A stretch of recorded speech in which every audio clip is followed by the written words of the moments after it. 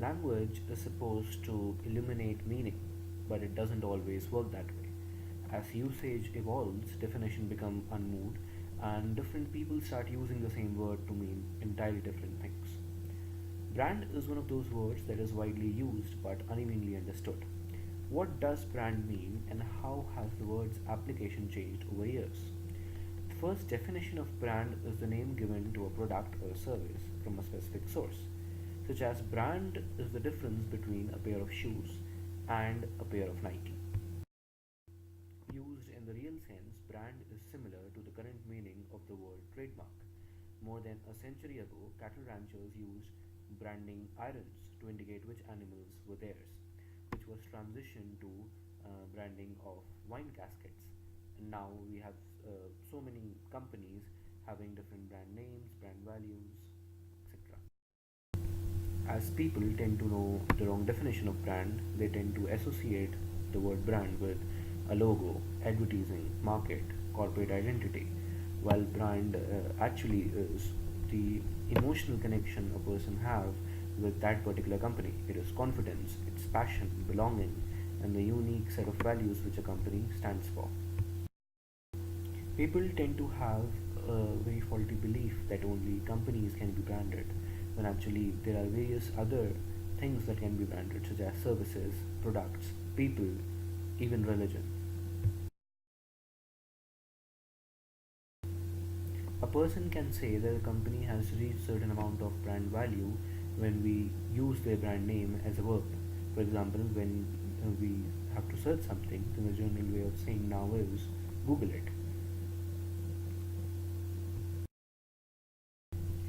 Brand equity is, in layman terms, can be referred to as the value of the brand. From a consumer perspective, brand equity is based on consumers' attitudes about a positive brand attributes and favorable consequence of brand use.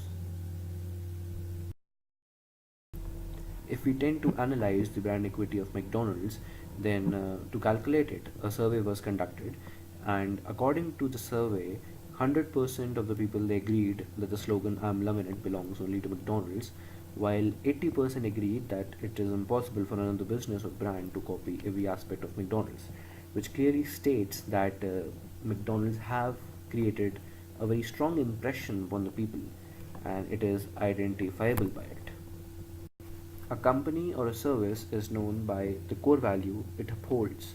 McDonald's, being universally present, has the core value of providing fast and hot food, good service, and comparatively cheaper food. If we try to identify the target customers of McDonald's, then the first age group which fits the criteria is, of course, kids and youngsters. The second set of people who would fit the criteria is, of course, families, which would be attracted in McDonald's due to kids. It's not a very uncommon thought that McDonald's has a very universal presence, and the company has employed several people we now know as singers, actors, or successful business people.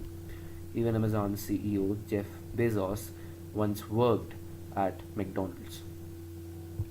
McDonald's, which is a service provider restaurant, it has various competitors such as Dunkin' Donuts and Starbucks, which poach on the market share of McDonald's and have been successful in doing so.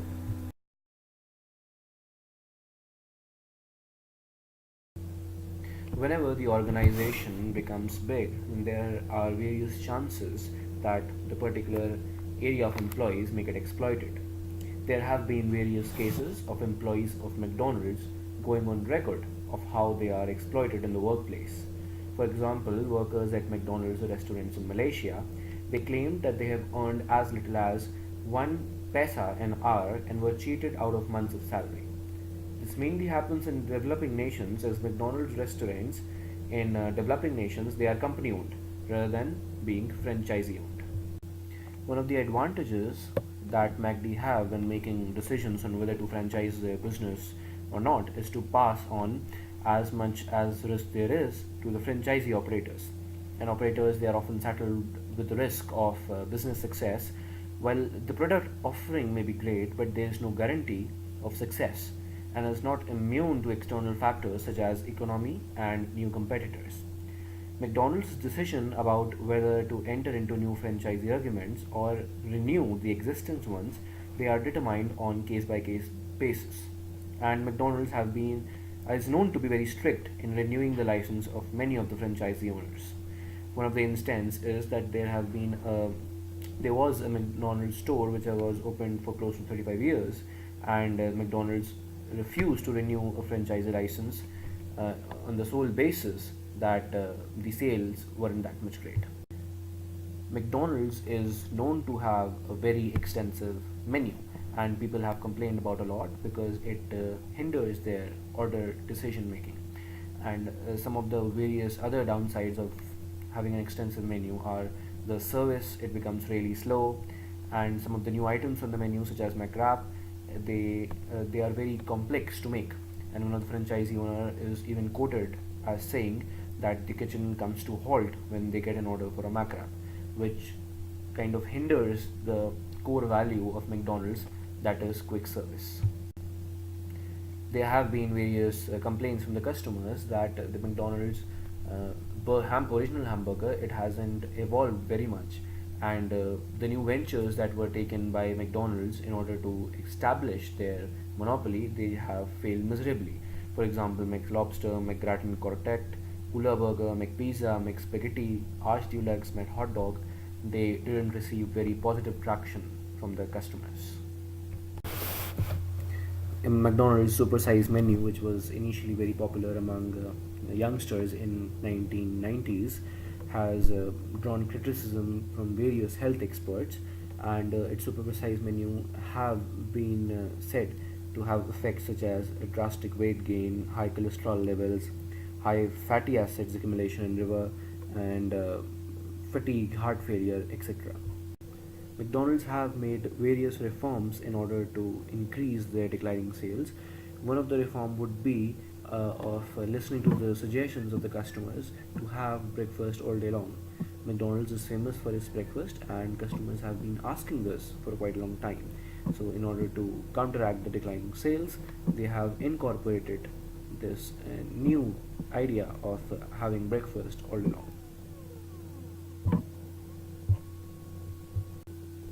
Another facet of the facelift that McDonald's have been trying to do is a huge leap in quality by introducing create your own taste custom burger option.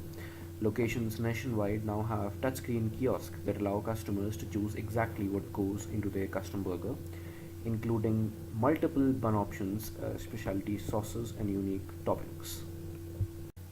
A total of 60% of the McDonald's revenue comes from drive-through, and McDonald's have identified it, and there are various steps that McDonald's have taken in order to reform that.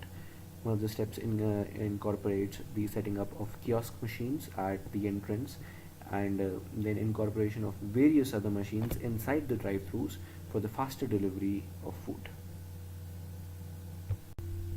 Summarizing the whole presentation, we got to know what is a brand, what is brand equity, and then we took an example of McDonald's and studied its brand equity and core values. Then we saw the reasons why there is a serious letdown in the market share of McDonald's and the reforms that McDonald's have done in order to recapitulate from that. The presentation was created by me, Ashwin Agarwal, currently studying in UPES, Dehradun, during a marketing under Professor Samir Mathur of IIM Lucknow.